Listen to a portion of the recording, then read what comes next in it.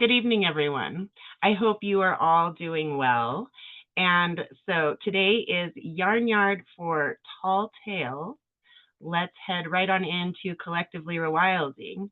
I'm half tempted to do the vote that I wanted to do yesterday. Sorry, we shut it down before you got there, Miss Wendy. We were like, well, just the three of us, it won't really work to take a vote, so that was me, Benny, and Tammy. We were the ones that were there, and I'd wanted to get an idea from you guys on what to rename the healthy soil creation, the event being what it was originally called before we got our characters cut by Miss Julia, right? And I've redone it completely. Okay, so let's see. I think it's still got some like posts of what the old class was called. This should have it. So sustainable organic soil creation went to healthy soil creation, right? And so we're rebranding it again, and that's what we'll do tomorrow night, because I have a cute little graphic for it and all of that. And this is to be more of a podcast where, yes, we have some video elements for people that do want to watch it, but it's also something that you can just listen to at work or driving or something that you're doing and you don't want to have to watch with your eyes. You just want to listen with your ears. And so let's dive right into today, but I do hope that you guys are able to join in tomorrow so that we can take that vote and see what you guys are thinking about it. There's lots of different areas within that whole class with the gardening planner where we can go forward figuring out what we think is best from here. All right, and so my mom had posted this article earlier today, and it's pretty cool. I talk to you guys all the time about how we misuse our resources, wastewater, to throw away our waste and then just clean it out of the water using all these chemicals and things, when that's actually something that's supposed to go back into the soil and become nutrients and all these pieces that are soil that we have. So soil is silt, sand, and clay, I think. No, silt is something different. It's sand, clay, and organic material. Those are your three main components of the so-called dirt, or when you're talking about soil composition. And yes, human and animal and bird and bug excrement, reptiles, it does not matter, amphibians, it's all supposed to go back into the ecological system. Now, when we're thinking about camping and things like that, you're supposed to bury it or take it out, depending on how environmentally sensitive the area that you're going into is, right? And that's also something that we have to consider as well. You don't want to just go and just like having dog waste just sitting on the top of the soil. It takes it an incredibly long time to break down. Different kinds of animals, their excrement breaks down at different rates. And as omnivores, we're not quite as bad as something like a cat or a dog, where they're primarily predators and carnivorous, right? A dog can live on about 30% vegetative material, 70%,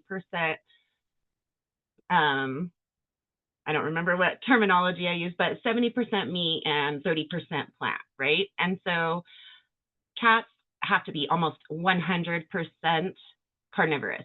They don't get put on vegetarian diets. I don't know how many articles I've read the headlines, oh, pet owners tried to turn their cat vegetarian.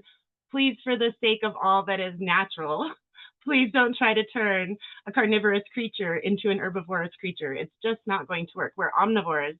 So while there's a lot of different thoughts about what our diets should be, we can tend to go to one extreme or the other, or have a more balanced diet. We didn't have to exclude those types of things, right? And so it all breaks down differently. And that's why cats bury their scat. They bury their excrement, and it helps to get into that breakdown process better. And so just something kind of off the topic, but on the topic, because this is an article by The Cool Down. And researchers develop a revolutionary toilet with first of its kind design, We wanted to turn a daily routine into a pleasant experience, it says. Let's jump on over here and find out what they mean by that. Here you see just a traditional toilet in the picture, and I wish they had imagery of what their product looks like. I'd be happy to describe it. There are no pictures in the article about what this new variation of a toilet would look like. The University of British Columbia reported that researchers developed a new kind of toilet. The fascinating part is that it doesn't use water, electricity, or plumbing. Despite this, it still manages to break down waste safely, keep odors under control, and maintain hygienic conditions. It's a striking rethink on one of modern life's most essential fixtures. It also has implications for both sanitation and environmental impact worldwide. Dubbed the myco toilet, the unit uses mycelia, or the root-like structure of mushrooms, to safely turn human waste into compost. Microbial communities aid the mycelia in accelerating decomposition. The result is a clean, efficient, and fully self-contained setup. It could bring hygienic sanitation to off-grid homes, remote regions, and developing communities where traditional systems aren't viable. They're never viable. They're not sustainable. What we do with our wastes is wasteful.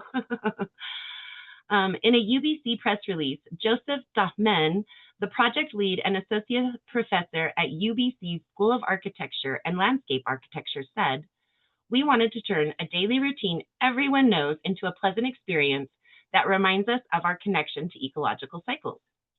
The Environmental Protection Agency noted that toilets account for nearly 30% of indoor water use in an average household. This means that the myco toilet could revolutionize water usage in the household and potentially reduce water expenses. By replacing plumbing with composting, the design may help cut wastewater and pollution tied to sewage treatment and fertilizer production. It'll keep waste handling safe and clean at the same time. The system also produces a usable end product, compost, that can safely return nutrients to the soil once it's sterilized. It doesn't need to get sterilized. That's a wrong-headed thought process to sterilize something. Let's just look at the full definition of this. What does it mean to sterilize something? To sterilize is to make something completely free of all living microorganisms, including bacteria, viruses, and spores, using methods like heat, chemicals, or radiation. It is also used to describe the process of making a person or animal or soil unable to reproduce, or making land barren, right? So that's counterintuitive. It doesn't fit their overall thought process, and I'm speaking out against it right now. That doesn't need to be sterilized. It may need to be put into a field that's gone fallow for the year, or perhaps put onto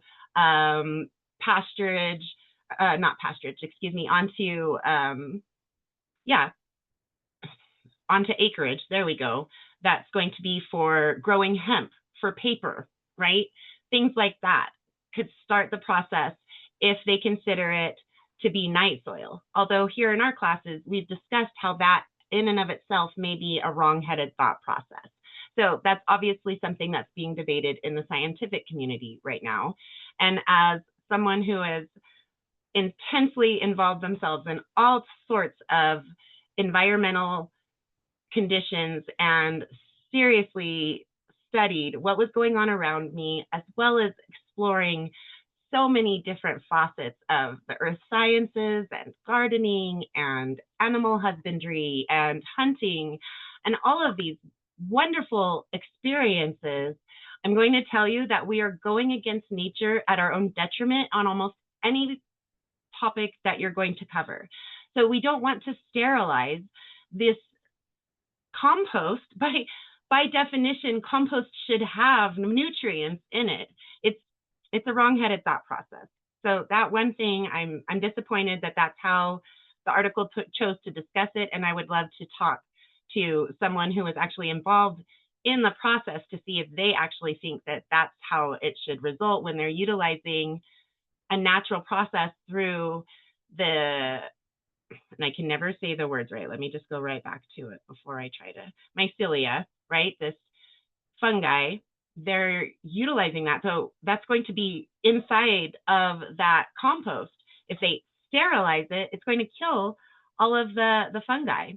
And one of the people that we highlight in Collectively Rewilding, M.I. Gardner, I loved his take on it. I have always thought it was just so counter to natural thought processes when everybody's so worried about molds or mildews or things that are happening in a compost heap. What exactly do they think decomposition is? Those are huge parts of decomposition. Now, if you have some sort of very harmful mold or mildew that's there, perhaps, but your typical common plant molds and mildews in your compost heap, it's all a part of the process, right? So when they talk about these kinds of things, they're trying to, once again, take control of something that is part of nature, and we're trying to do the opposite of that. We should be trying to find ways to more adequately interact with our environments. People aren't going to voluntarily give up their comforts and give up their vehicles and all of these things. So it has to be something that we work towards more realistic solutions. And when they start talking about things like sterilizing compost, that is counter to that whole process. So something just to think about when you're out there talking to people or reading things. Really think about what they're saying, and does it actually have a logical, natural construct to it? If it doesn't, it's probably not going to be something that's going to be sustainable or better for, just being completely selfish about it, the human race as we go forward, right? Everybody calls tree huggers and let's go save the whales. In all reality, if we don't save our environment and we don't have a way to leave the planet, what does that mean? Right? So I'll just leave that there. I don't think it needs to be taken to its conclusion, that statement. So where we were here, as Dr. Stephen Hallam, a UBC professor in the Department of Microbiology and Immunology, said, fungi are very good at breaking down biomass, including human and animal waste. They produce enzymes that transform material into simpler compounds while supporting microbial communities that accelerate decomposition. No added water, electricity, or chemicals are required, he further explained. This prototype could inspire a new generation of resource-efficient sanitation technologies. By reimagining one of humanity's most basic routines, the UBC team shows how thoughtful design can save water, prevent pollution, and improve sanitation systems for everyone, right? And if you're looking for ways to make your own home more eco-friendly, start with simple home upgrades. Anything from switching to green toilet paper, adding compost bins for kitchen scraps, or installing energy-efficient lighting can make a difference, right? So very interesting, and I loved seeing that article. So I had to share it with you all in case you hadn't seen that. And now, anybody want to talk about that at all? As I think thrown this topic into your awareness so many times that it probably isn't quite as startling or off-putting to think about it in these kinds of contexts. What's that? Hi, Sabrina. How you doing? Good. And yourself, Wendy?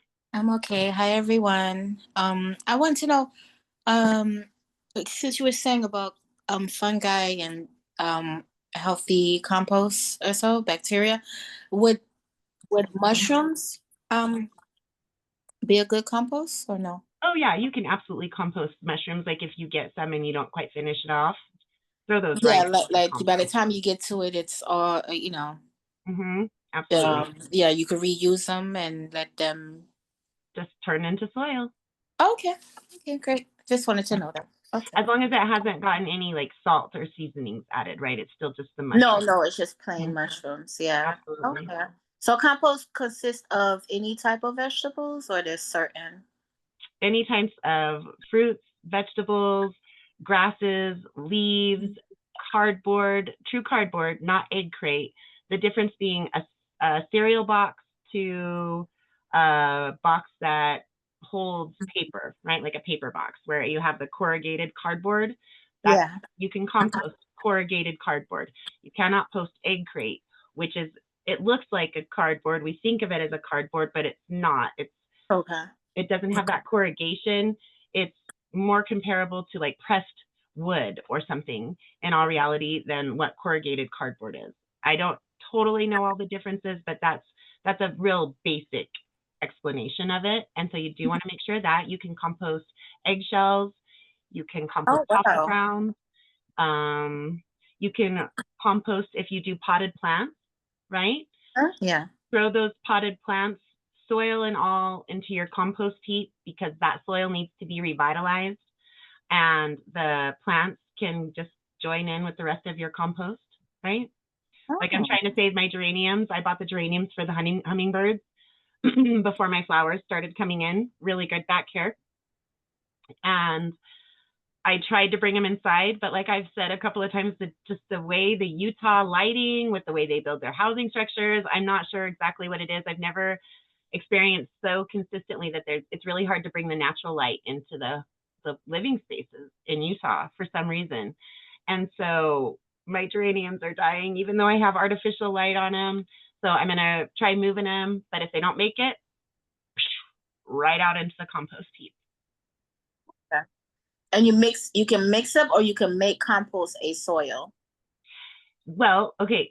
So when we discuss the components of soil, sand, clay, and organic material, Yes. compost is an excellent organic material, right? There are other ways that organic material can get created in more typical processes, which is similar to composting, but it just all happens in situ in the place where it all happens, right? It doesn't get contained or controlled, but composting is mimicking the natural process that happens in an environment when you have trees, canopy, all the way down to your natural ground covers, and the leaves and things that fall, and the dead plants, the annuals that die off each year, and Yes. right, all of that becomes the composted forest or desert or plains or whatever type of environment that it is. That becomes the soil that's continuing on. Even in a desert, if you are seeing some plant life in that desert, the sands have some organic material. Get it. Yeah. And so that's what we're creating, more organic material for our soils when we're composting. Okay. Got it. Thank you. Absolutely. Great question. Wasn't it taught that the natives taught the pilgrims how to use their dung to I'm not sure. I've never heard that story, Candace. really? Yeah. They used Please. to use their own boo-boo to like help grow corn and stuff like that. You know, I guess because we have the FDA to fill humans up with different stuff that's not supposed to be, they don't recommend it nowadays, but now I think it's coming back up to the surface because more people have gone quote unquote organic, you know what I mean? Mm-hmm.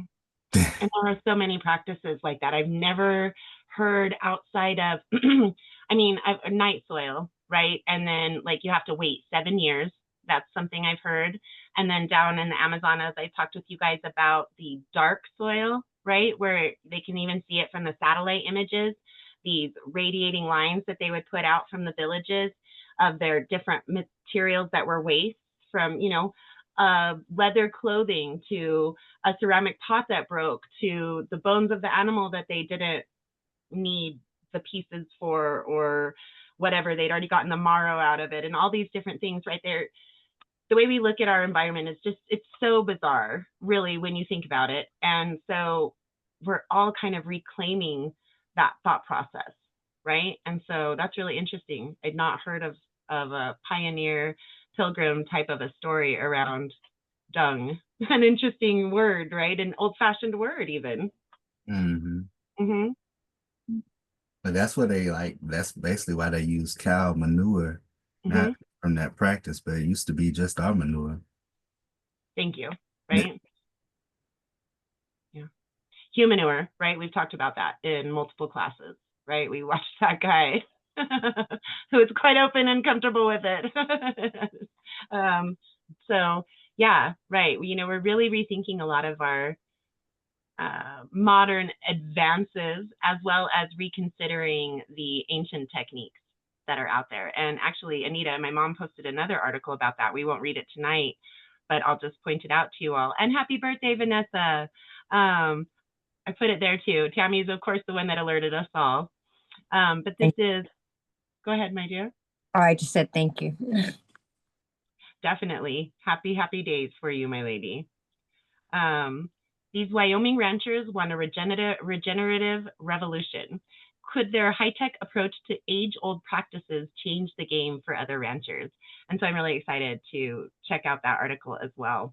Oh snap! I forgot. I was in a class and they were showing a video of like the FDA basically approved the use of like using a bunch of bugs to create food or Do you something. mean like as the protein or what? Yeah, basically like they're basically crunching up bugs and like turning it into like putting it in processed food, like any Yeah. type of processed food. So And they're claiming because there's a quote unquote food shortage. And there's a lot of things around that. Okay, right. I'm glad you went ahead and brought up the political or controversial element of it. It is part of supposedly right? I'm not going to go down whether I believe or disbelieve. That's not what we do here, but there are those that believe there are different practices being employed from like Agenda 2021 as a common titling, and the New World Order, right? Those are two of the common ones. And one of the precepts of that is that they are to move the masses towards eating bugs. Okay, now on the offside of that is also the fact that all of our ancestors ate bugs, and that bugs per pound of protein produced need less resources and is a healthier form of protein. So it's just one of those trends that I keep a really close eye on, shall we say. How much force is there in it? If there isn't force, if there's education and encouragement and positive exposure, like some of the things that we've talked about where people are taking invasive species and eating them, these can be positive things. And I think that we should all be talking about how to go about this in a way that doesn't let those who just can't give up any freedom to those who are ready to give up any freedom, and find a sustainable balance and have it not be about force or coercion, have it be about education and discussion and transparency and real science. There could be a lot of positivity with insect edibility. It is truly one of the first resources. I mean, they were utilized by all tribal peoples, right? All tribal peoples across the globe. It does not matter what genetic history we're speaking of. All tribal peoples ate some insects. mm-hmm. So, And I agree with that, but like and I also agree with the forced coercion type of deal, because most people, they won't know, and if they did know, they probably wouldn't participate. and so that's a little bit like putting carrots in the or applesauce in the cookies. Like, where do we draw the line, right? At what point is it being something that is done to benefit a small few and manipulate everyone else, or is it being is it being handled appropriately? And yes, to some degree, transparently. And that's why I say education. Make it a trend. Make it fun. Have trendy restaurants be doing this. The places where, yes, not necessarily the elites, but the wealthy, visible cultures go to those trending places, and they're also participating in it as well. And I'm not talking about some of these commercials with people getting shots and things. I'm talking about actually having it be a part of the culture of introducing new ways of thinking in a positive light. Does that make sense, the difference? They have it down here in Miami. It's Mhm. a Mexican spot, and I think they're doing bugs and stuff like that. That And doesn't sound forced. That sounds more cultural. yeah, it sounds more cultural. Like how you said, like they're doing it fun to introduce or that you won't see me there, but people will try it, My but daughters have both tried bugs. I have not worked up the gumption. not me either. I think it would be a good thing to experiment with. I don't, for some reason, it's easier for me to think about eating them almost like fried or candied as a whole creature than to have it mixed up into parts. I don't know why, but that Chocolate covered grasshopper. Yeah, right? that's what they have, like some kind of grasshopper tacos and Mhm. stuff like that. Yeah. They have chocolate covered ants and chili covered ants, and Yeah. I can't remember what it was that our Poor oldest ants. daughter got from the Gateway, where they have this really neat natural sciences museum, and she bought some bugs Yeah, in a that's little better box, than finding out that your sneaker bar was made with bugs and not, you know. and you didn't know, right? And I don't know, McDonald's got in trouble for some things like that back in the day. Oh So no. I don't remember exactly what it all was. I was quite young, but they got in trouble for putting some sort of meat substitute in there and not being transparent with their customers. And I thought it was a rumor, but I guess it's no, true. I believe it was a real thing. Okay. Yeah. I think you guys are all probably younger than me a little bit. And so it was in the 1980s. Yeah. Yeah. Not me. Not you. Oh, I'm Yeah. older than you. yeah, I don't think you're much older than me, but you might be right. My Oh, cousin, my cousin tried. He lives in Japan, and he showed a photo on his Instagram of him eating maggots or whatever, supposed to be a source of protein. I was good. like, Scrub, hats off to scrub you, food. brother. But nah, so It's a real thing. yeah. Okay, so it was a different lawsuit.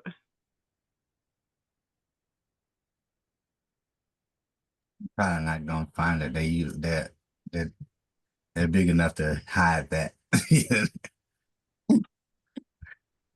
They are, because I was pretty sure, and I did wonder that when I was looking it up. I actually experienced something like this myself when my husband was I think his title was assistant plant manager there as well. I can't remember certain. It was up in Wyoming, and it was the Lost Creek uranium mine. And after he left, because they were doing things that weren't right and they were breaking the law and people were getting hurt, and he tried to stop it, and they did things behind his back when he was at home, and people got hurt and they could have died. Thank God they didn't. So he ended up quitting that job, and later on there was one of the largest uranium spills on the North American continent at that mine, and you can't find it in anything but 2 of the Walmart or Wyoming papers, because a new company bought that mine and they scrubbed it from the Associated Press. Absolutely. And you can still find it. Lost Creek uranium mine. Uranium spill.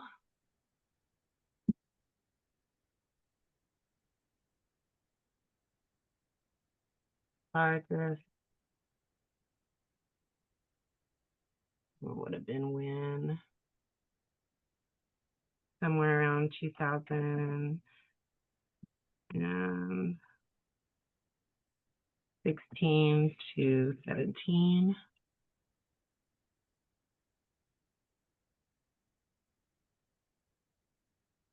The larger spill involved over 200,000 gallons.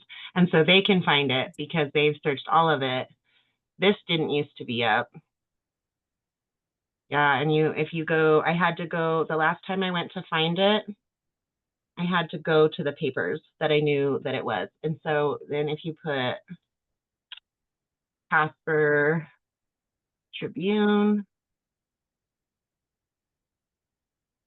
all of the major Associated Press articles were removed. You had to like look for it. See? You still don't find that article unless you know the right words to put into the search. So yes, they absolutely scrub things. Sorry, this one got a whole lot more political than I expected. All right, let's go ahead and tear into our book, shall we? Okay, that sounds like a good idea, I think. And that's not what I meant to do. I was going to stop my video, and I will. That is Leaves, Roots, and Fruit by Nicole, Johnsey, Burke. And let's go ahead and tear into that. We are on time and temperature, and that is in the setup for success. So we talked about the space and how as you increase the level of intensity that a plant is going to produce, right? We start with the leaves, even maybe the smallest leaves like the microgreens and sprouts. And then as you continue up into the roots and then finally into the fruits, trees, and berries, you take more space, more maintenance attention, more time, more nutrients, more sunlight, right? And so now we're talking about the time and temperature. After light and space, time and temperature are the critical factors when considering what to plant and when to plant it. Each plant has its own speed by which it moves through its stages of sprout, root, stem, leaf, flower, fruit, and seed. In its DNA, each plant has an internal clock, a sense of how long it needs to rest, how long it needs to go from seed to seedling at a certain temperature, and how long it takes to grow big enough to produce a whole lot of new seeds, assuming it's exposed to the right amounts of sunlight, temperature, and moisture. Instead of cycling from 12 to 12, this plant clock goes from seed to seed, and a lot of that timing is dependent on air and soil temperature. A little bit like when we were talking the other day about how I want to overseed my yard as well as put fertilizer down. Well, when I went in and I worked really in depth with Gemini, I can do my seaweed fertilizer with the overseeding of grass seed and clover seed. However, I can not do the urea fertilization. I am going to have to wait until next year. It would just make it too tricky because the soil temperatures would have to be just right. And it does get warm enough sometimes here, even in the winter, that there are some areas of grass that will stay green all year long. So it's too likely that it would force germination and growth in those seeds if I were to try to do the urea as well as the overseeding. For some reason, the seaweed doesn't create that same condition, and I can put it down at the same basic time. I'm going to put down the seaweed, the liquid seaweed fertilizer, let that dry, and then put down the seeds the next day. But I'll have to save the urea until in the springtime, which will mean that essentially, since I'm going to keep it in the garage and probably turn the heater on in the coldest night so that it never freezes, it'll be ready to use maybe even in the garden, some of it, by the time the temperatures are right to fertilize that area. And so timing is incredibly important. Soil temperature, right? That's your timing. Before you plant a seed, it's important to remember what part of the plant you plan to harvest, the leaves, roots, or fruit, and how much time that plant needs to germinate from seed and reach that stage.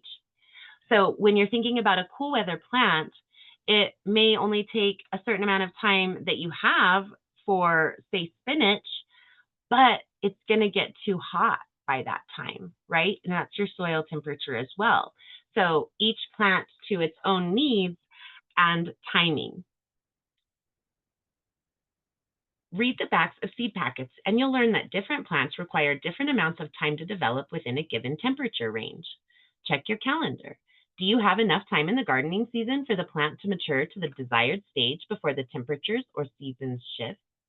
Leaves need a number of days, roots need weeks, and fruits need months, sometimes years, right? If you were to be growing a tree from a very small sapling or even from seed, which is generally not recommended because you're wanting to control the variety of fruit that you're getting with a tree, and mostly that will mean grafting and some other things like that. So it's still going to need months and even years for something like that to produce, right? So a blackberry vine that's canes this new modern hybrid type will need 2 years.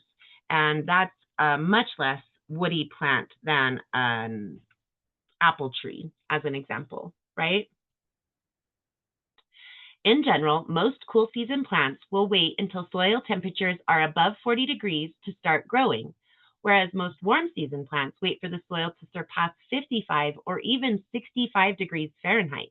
And that's why we have to start a lot of our things like tomatoes indoors or by seedlings, which I super recommend against. If you have any way to do seeds, it is so much better, with the exception of things like herbs that you have to, again, like a tree, get a certain strand. The seeds that any herb produces are many times not going to be the same strand of herb that you're growing initially. That's why we try to keep our herbs from flowering, because unless it's specifically about the flower, such as chamomile, it will change the taste and texture of the plant, and it will never return, as well as those seeds are not going to produce the type of herb that we're looking for.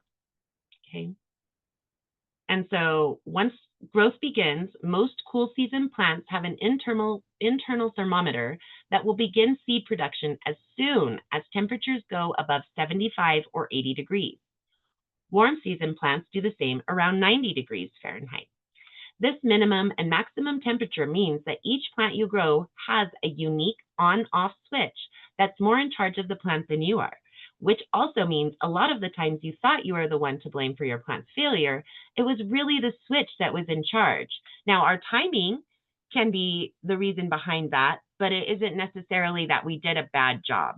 If we started it too late or too early, maybe our maintenance practices would have been ideal, but the plant couldn't make it anyway. All right, that's how I take that, as she's saying. As you progress through this garden system, you'll learn how to pay attention to the timing, how to anticipate how many days your plant needs to reach the point you're hoping to harvest, and how to make the most of the days you have, even if the timing isn't perfect. And in an inset, good things take time. It can be tempting to buy synthetic fertilizer with the intent to speed up your plant's production. But the reality is that plants are genetically programmed to need a certain amount of sunlight and a certain amount of darkness at particular temperature ranges to reach full maturity. While you can do some things to raise or drop the temperature, no miracle can make the sun rise and set faster. Just remember, good things take time. All right. Looks like we have enough time for nutrients. She has a chart here, time and temperature requirements by plant stage.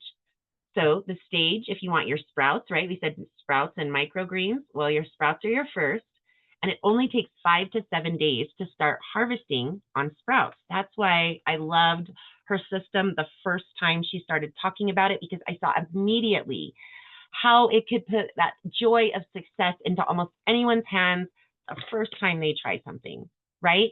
Maybe not, maybe it takes 2 or 3 tries, but by then you're going to be harvesting. And at the most, that took you 15 to 21 days to get to harvest. That is so amazing. And that's 3 tries, right?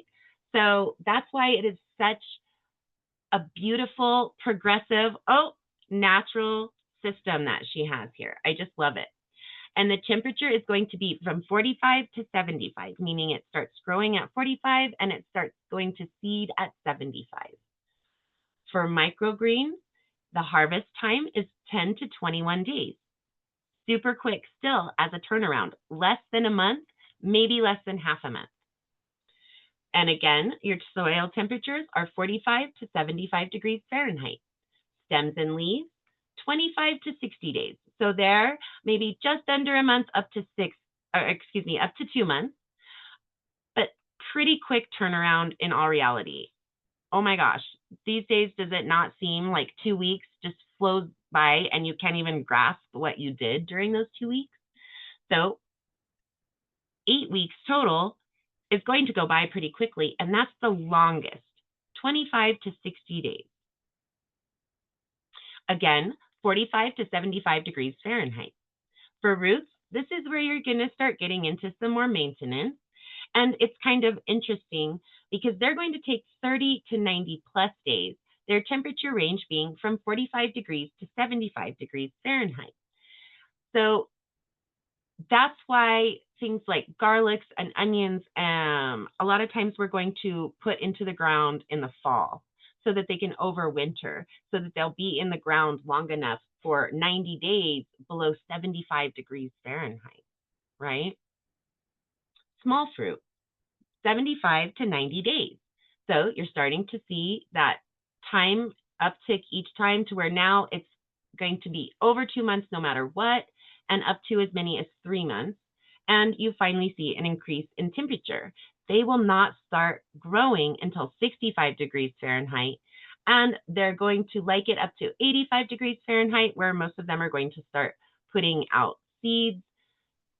There are things that you can do sometimes to increase your flowering, all these different things, but those are your basics right there. Like she said, let me go back to where she talked about what you can do a little bit of.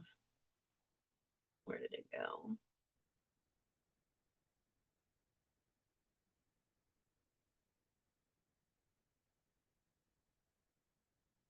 Maybe it was up in the inset. While you can do some things to raise or drop the temperature, no miracle can make the sun rise and set faster.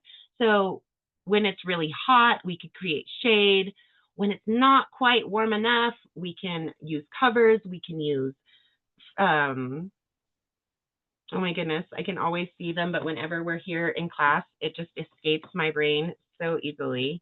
The cold frames. Oh my goodness, I don't know why it just disappears when we're in class and I'm trying to think of it. But yes, your cold frames. Those are things that you can do to adapt it a little, but these are their rules, and we can't tell them their rules are wrong. They won't listen. Large fruit. Now we're going to look at a minimum of 90 to 120 plus days. So a bare minimum of 90 days, meaning 3 months up to 4 months plus.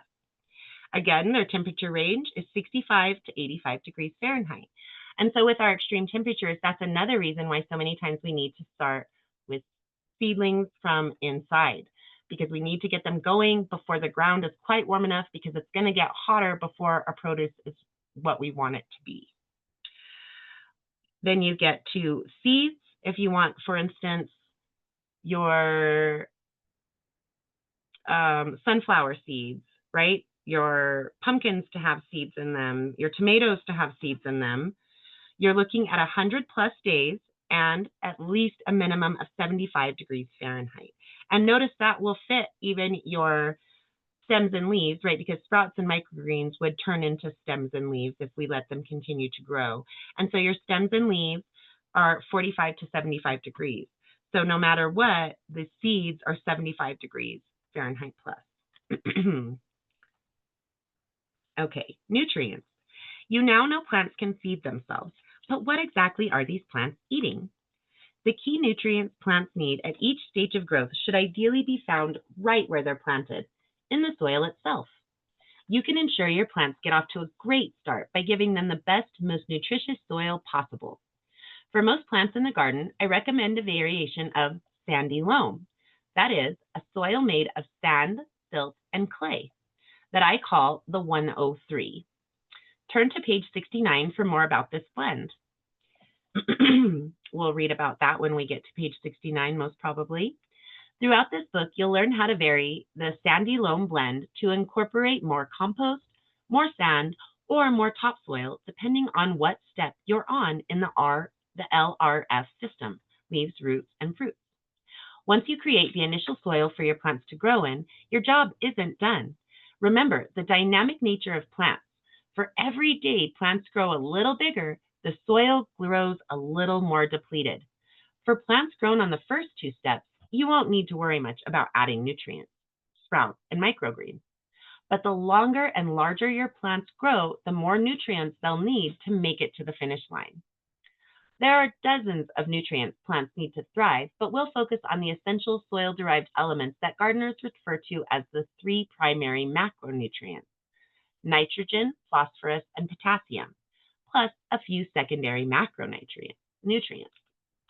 Nitrogen for plants is like protein for animals. It's important for good stem and leaf growth, But if a plant has too much nitrogen, it will focus only on growing leaves and neglect forming fruit. Phosphorus plays a huge role in growing roots and forming flowers and fruit. This nutrient enables the plant to convert sunlight into carbohydrates. Potassium is key for root and seed production. Potassium helps plants tolerate extreme temperatures. Too much potassium prevents absorption of other minerals like magnesium and calcium. Beyond these primary three, other important macronutrients include calcium, sulfur, and magnesium. Calcium fortifies plant tissues, helps transport nutrients throughout the plant, and neutralizes acidity both within the plant and in the surrounding soil. Plants need calcium to build strong cell walls and healthy roots. Sulfur and magnesium give flowers and fruits their flavor and leaves their healthy green color. There's lots more that could be said about plant nutrients, but the good news for gardeners is that 90% of the nutrients plants need to stay healthy and productive can be provided by means of organic compost and a little extra dose from one of the nutrients on the chart on page 27. And then it talks about this in another little inset, nutrients needs at each step. Steps or stage of growth for sprouts, important nutrients is nitrogen. Though adequate levels of all nutrients are critical at this phase, right? She talked about how having too much nitrogen will produce too much leafy growth instead of enough fruiting growth. We absolutely experienced that with one of our gardens. We got topsoil from one of my aunt's gravel mines, and it had the most glorious squash leaves you'll ever have seen in your life, but we also were only able to mostly get squash. We hardly got any tomatoes or cucumbers or anything like that. The beets did really well, but the greens, it was practically like jungle leaves. They were gorgeous. All right, and then for fertilizer options, cottonseed meal, alfalfa meal, chicken or rabbit manure, coffee grounds, feather meal. Interesting, I've not heard of feather meal. And then for leaves, roots, and stems, stages 2 through 5, root supporting nutrients like phosphorus and potassium, kelp meal, green sand, rock dust, coffee grounds, wood ash. For steps 6 through 8, the flowers, phosphorus, potassium, and calcium. Rock dust, fishbone meal, bone meal, bat guano, chicken, and rabbit manure. And for also 6 through 8 with your fruits, it's phosphorus and potassium, meaning bone meal, bat guano, fishbone meal, and seaweed. And next week we will go to water and then into care. And again, I would like to remind you guys with this system that she has put together, one of the most amazing things about it, and that I have not yet gotten to experience myself, but that I believe will hold true, is 70% setup, 25% timing, and 5% maintenance are the most important things in a garden. Think of the old book, Secret Garden, right? The Secret Garden. These children find this garden that's been locked away for decades, and with just a little bit of maintenance, it just comes back to life. They did bring in some new plants, but the plants that were already there were beautiful and glorious. They just needed that little bit of maintenance. Decades of neglect, and yet these 3 children could turn that around very well, starting with that first season. So timing is critical. Maintenance, yes, it is also critical. However, if your setup is good enough and your timing is good enough, if you walk away from a garden that is set up properly, even here in the desert, if you're adding elements that retain water like Hugel Culture, the berms and swells, sunken gardens, all of these pieces, that garden will continue to flourish. It will be bombarded by weeds and things at the same time. Don't get me wrong, it won't be this maintained looking space, obviously, but those heirloom tomatoes will keep producing heirloom tomatoes, and that apple tree will keep producing apples, and all of that beauty is there if your setup and your timing are correct, right? So it's it's really quite amazing. All right, everybody, let's just pop back into Collectively Rewilding for a moment there to check out our calendar. And we will be back again tomorrow. And really, please, I hope you guys show up. It's going to be fun. We're going to start tearing through all of what the gardening planner is. And you guys will get to have a huge influence on it, on what you think is good, too much, not enough, something that shouldn't even be there at all, put it in a different timing, all of these different things, as well as getting to name the new class, and I guess I should say rename the old class and rename this space here inside of our workshops. We're going to leave all of the pieces that were already put together pretty much the same. We don't need to lose the content that was already shared or anything like that. But instead of trying to add yet another element that is relatively comparable, we will rebrand the space and the class to fit with our gardening planner theme for next year. And this is going to be the prep for all of that. And it's going to be really fun, and it will really get you into the thought process to be ready to start in January, doing the planning and the dreaming and the research to locate your spots, thinking about the sun patterns that you've already witnessed, where the sunnier spots of your spaces are, where the shadier spots of your spaces are. For you, Wendy, and those who are in things like porches, is there enough natural light on your porch? Would you want to consider adding some artificial light, right? All of these different pieces, that's what we'll start doing tomorrow. And I'm really excited about that. So for now, we'll be going into exploring organic soil regeneration tomorrow at 6:30 p.m. Pacific, 7:30 p.m. Mountain, 8:30 p.m. Central, and 9:30 p.m. Eastern. Hope you guys all jump in so that you'll know what it'll be called next week, right? Because it'll be completely all brand new. All right, everyone, please feel free to unmute and say goodnight, everybody. Good night, everybody. I'll see you all day tomorrow. Good night. Hey, Sabrina, I Yeah. have a question. Did we ever name the chat that we that No, you put? and I still have a graphic for that one as well. So if you want to work on that, we can do that too. Okay, cool beans. You sounded like you gave up on it, right? And that was your dream. So I I was just wondering. I was materials, like, and I when you just wanted thought about it. I just thought about it. I was like, what happened to the chat? And then I sometimes it just goes right over my head. Sometimes I'm just like, oh yeah, that thing. Yeah, cool. so yeah, we can definitely vote on that too and see if that. Cool Yeah. beans. Gotta have that chat. Okay, Yes, adios. I know you love it. I do. It's Okay, not my adios. favorite feature, but people love it. So All let's right. do it. We'll see you all tomorrow. Good night, Good everyone. night. And Bye, guys. tomorrow. Happy birthday, Vanessa. Thank you, Betty. Kendez. Because Tammy's already gone. So bye, guys. Bye-bye.